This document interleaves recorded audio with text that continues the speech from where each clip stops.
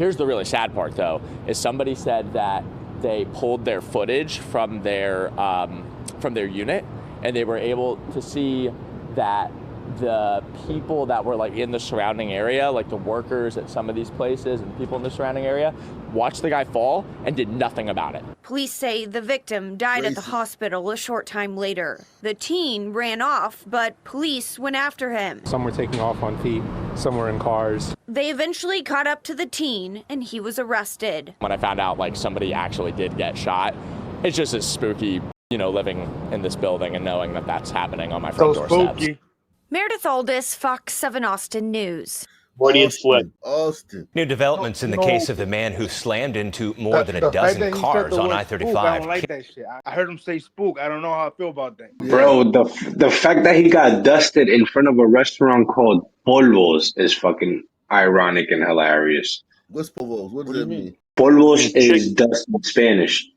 Yeah, dusted in dust? Dust. Oh, wow. Yeah, polvos is dust in Spanish, and my man got dusted in front of polvos. His attorney is asking a judge to let his client out of jail.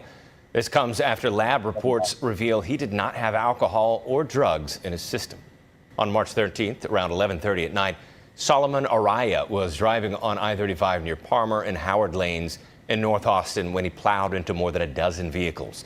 During the field sobriety test, Austin police say Araya had uncontrollable eye movements, was swaying, couldn't keep his balance, and didn't correctly complete the walk and turn or one-leg stand tests.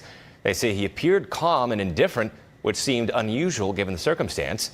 A detective says he believed Araya was under the influence of depressants. He was. Oh, so they thought because the son man had just plowed into 12 cars, changing the lives of countless families, wasn't like, he didn't give a fuck.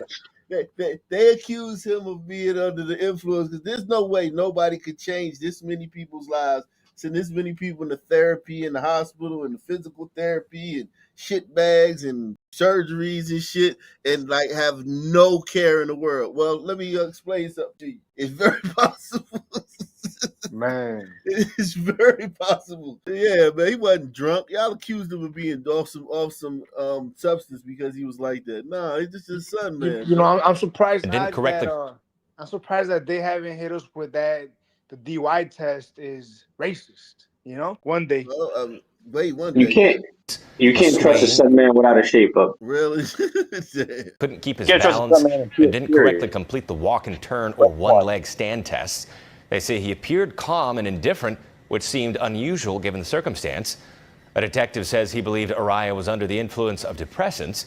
He was charged with 5 counts of intoxication manslaughter and 2 counts of intoxication assault. It's either just recklessness or gratuitous idiocy or overzealousness and a lack of empathy for anybody. Man, that you would drop 7 felonies on someone and you don't know what was in their blood and you're going by field sobriety tests? The lab reports from Araya's blood sample indicate there was no alcohol or drugs in his system.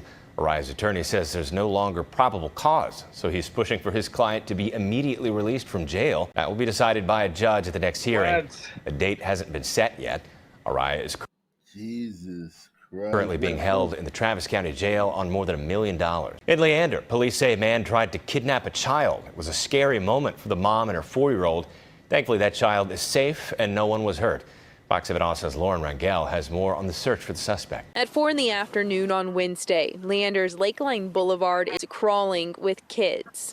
That's partially why an attempted kidnapping here that morning is so concerning to parents and Leander police, including Lieutenant Mike Moeller. Very, very, very uncommon. In the 25 years that I've been with Leander, almost 25 years that I've been with Leander, it's the first. Around 7 a.m. at an apartment near Lakeline Boulevard and Hawk Drive. Police say a mom was walking to her car with her 4-year-old child when a man tried to kidnap the child. The mother did what any mother would do and protect her and her children. She was able to fight him off before he ran south toward Sea Park barefoot. It's really an alarm to my head. Jose Pasco waits to pick up his son from the nearby middle school in the neighborhood across the street. Well, I have to be more concerned. I don't know if I have to change something. I have to make the line over there to make sure my kids are safe. But we should try to work with the neighbors, to see anything strange and spread the news, spread the word, because it's our kids. They're our kids. Lieutenant Moeller with Leander Police say they were not able to locate the suspect via drones or canines, so he's turning to the public for help.